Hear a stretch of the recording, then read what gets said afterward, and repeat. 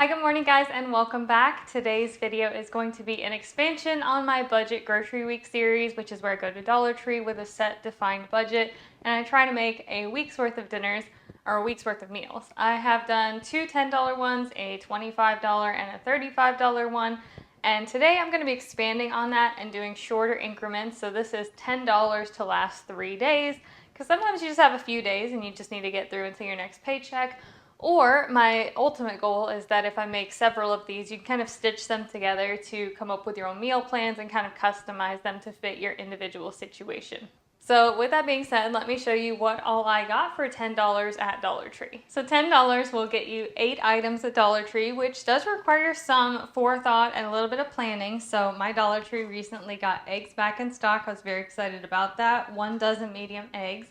I have a loaf of white sandwich bread, a bag of frozen broccoli, some smoked sausage. I have a bag of Knorr Spanish rice, a package of refried beans. I have some Knorr cheddar broccoli rice, and then I have some tortillas.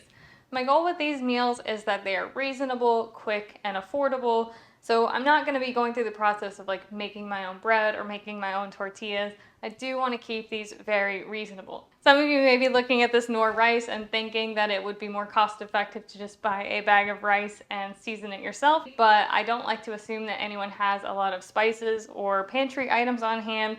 So my goal is to make sure that someone can come to my channel with nothing in their pantry and still be able to recreate the meals that I'm making. The only thing that I do ask that people have on hand is oil, salt, and pepper.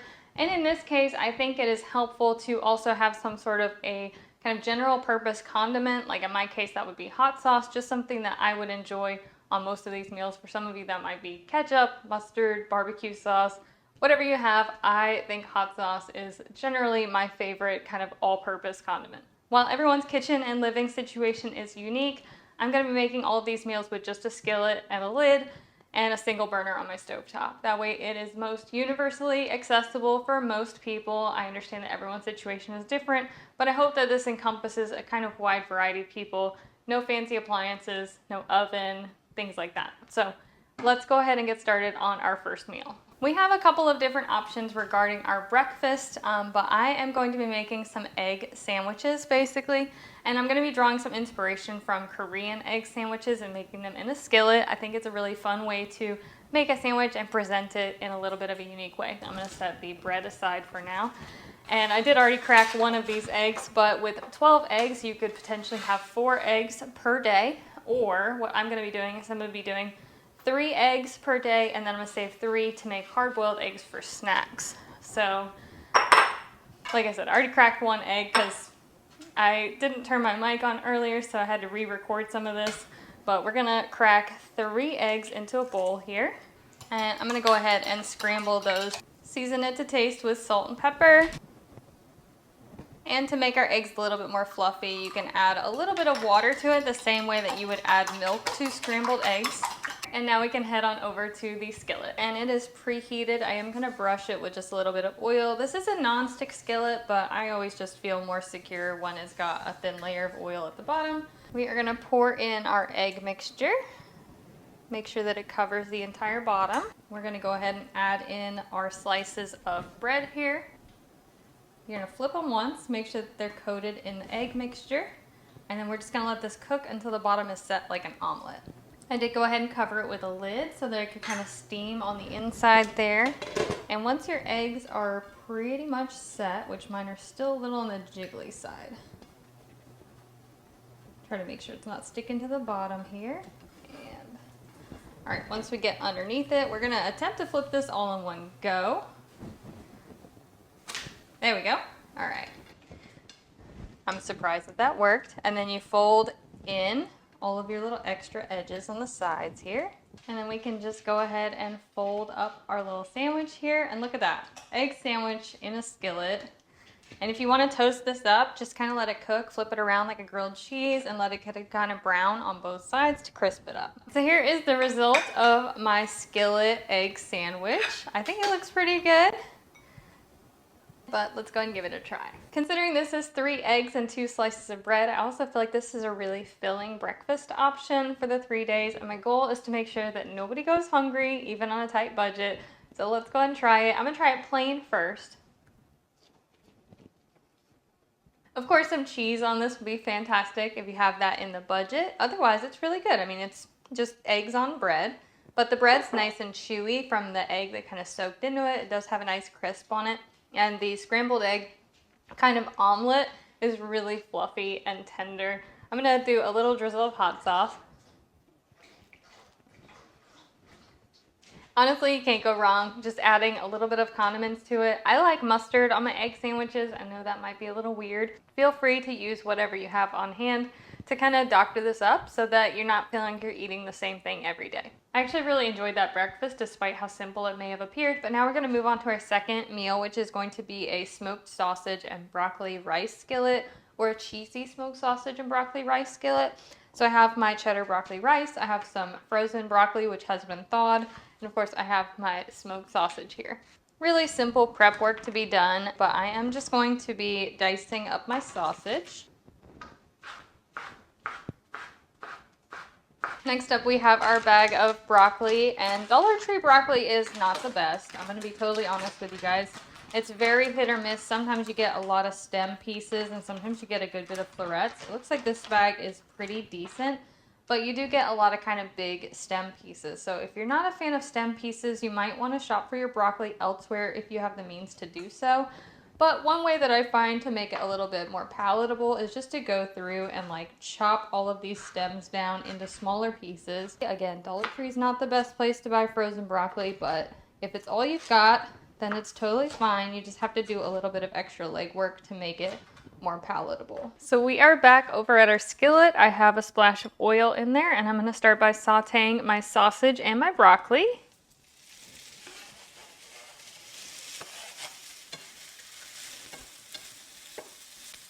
Again, season this to taste with salt and pepper. I am only going to be adding pepper because the sausage is a little salty, and so is the pasta, the Knorr pasta rice mixture that we're going to be adding. So I don't want to add any salt right off the bat, but I think that this could benefit from some pepper.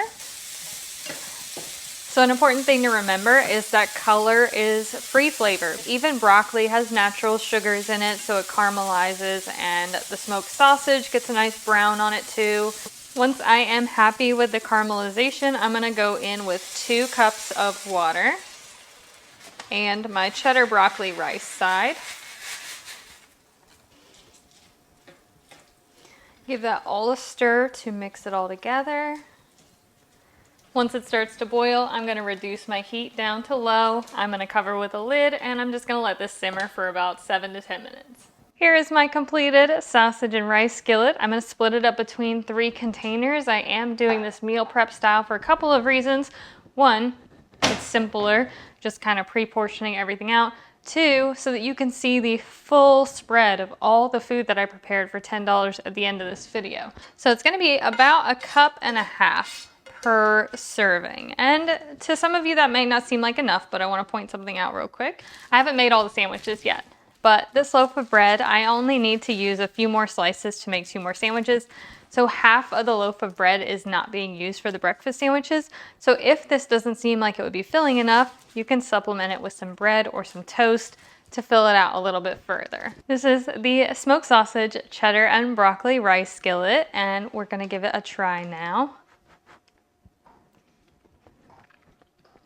So when it comes to these little rice pasta sides, they are a little bit softer than your normal rice because they are a mixture of rice and pasta, but you get the bite of the smoked sausage, you get that broccoli in there, so it's very nutritious. It is very cheesy. I actually really like how cheesy it is, but I am gonna try it with a little bit of hot sauce because, like I said, adding condiments can just change up your routine, make things a little more interesting. What's not to love about sausage, broccoli, rice, and cheese? These are really good. I'm gonna cover them up and we can get started on meal number 3. So meal number 3 is going to be some bean and rice burritos. We have 12 tortillas here. We have a bag of Spanish rice and we have a packet of refried beans. These are the microwavable pouch. I got them because I feel like they have a little bit more in them than the can of refried beans. And my goal is to make all 12 of these burritos, so that would be 4 burritos a day for 3 days.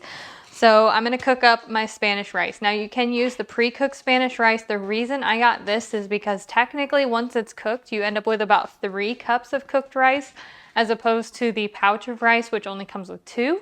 but feel free to use that to make this even easier. Back over at the skillet, of course, I'm using the same skillet for all 3 of these, which is also going to cut back on how many dishes I have to clean at the end of this. Another kind of added benefit. And I'm going to start by dry toasting my Spanish rice, or not dry toasting. I have some oil in my skillet, and I'm going to start by toasting my Spanish rice. I like to do that. I feel like it brings out the flavors in the chili oils. But essentially, I'm just going to saute the rice in some oil for about 3 to 5 minutes or so until it is nice and fragrant. Once it's toasted, I'm going to follow the same process. 2 cups of water. Give that all a stir. Then I'm going to bring it up to a boil, cover it, and simmer it for about 10 minutes. All right, here is my Spanish rice cooked, and I'm just going to go ahead and mix in my refried beans so I have one kind of mixture. I'm not going to microwave the beans or anything because I actually do want this to be cool before I finish wrapping these. That will just help to keep the tortilla from getting soggy since this is a meal prep. You do typically want all of your ingredients to be kind of room temperature, so adding these beans, room temperature will help with that. All right, so there is my bean and rice mixture. Oops, made a mess, as usual. And here are my tortillas. I've gone ahead and pre-separated them out. Dollar Tree tortillas still have a tendency to kind of stick to each other even when you kind of shimmy the package a bit. But I was able to get all 12 out relatively whole. I think I have a hole in one of them, but I'm generally happy with that. I am not going to go through the process of preheating all of my tortillas. I typically don't whenever I am meal prepping a big batch of burritos. It just takes too much time for me personally, but feel free to warm your tortillas. I am pretty good at wrapping them without needing to pre-warm them. I totally eyeballed all the filling and I still managed to fill all 12 of my burritos pretty much on the money, totally out. But that's pretty much 3 to 4 meals right there, depending on whether you eat 3 or 4 burritos a day. Now, a couple of options as far as dressing these up: microwave them, totally fine. You can also dry, like pan fry them, the way Taco Bell grills their burritos, or you can kind of deep fry them in oil like a chimichanga. Couple of different ways to take the same kind of recipe and doctor it up to make it something new so you're not eating the same things every day. So as I mentioned, I wanted to meal prep all of this so you could see it all in its entirety. So we have 3 omelet style breakfast sandwiches. I think that's the best way to describe these. Then we have 12 bean and rice burritos, 3 to 4 burritos per serving. We have our smoked sausage broccoli rice skillet. 3 of those. I also was able to make some hard-boiled eggs. So I have 3 hard-boiled eggs. If you have mayonnaise and mustard, turn those into deviled eggs. And I still have a half a loaf of sandwich bread that I can use as a side for anything, or I could have picked up a package of bologna or some deli ham and made an additional 4 meals out of this because there's 8 slices of bread still left in here. Of course, the only thing that I haven't tried yet on camera is the bean and rice burritos, so I'm going to give that a try. I've already cut one in half for some promo footage. Let's go and dig in. Of course, it's just refried beans and rice, so probably not the most exciting meal in the world. If you wanted to add some cheese or salsa or anything you have on hand, feel free. Again, I'm just working within the realm of the $10 budget. I am going to add some hot sauce to this. As is common practice for this video, hot sauce goes a long way, or any condiment that you have on hand. Oop, I just dropped that all over my hand. All right, a little bit of hot sauce on there. I'm not gonna lie to you guys, the whole reason I wanted to include hot sauce in this video was for these burritos, because I had a feeling that they would need a little bit of something just to jazz them up. So if you count the hot sauce, this comes out to $11.25, but it's still a lot of food for even that price. And I can guarantee you with this amount of food, no matter what your appetite is, you will not be hungry. I wanted to provide very reasonable portion sizes, you know, because everyone's different in what they eat, but I did want to be really realistic with the portions in this menu.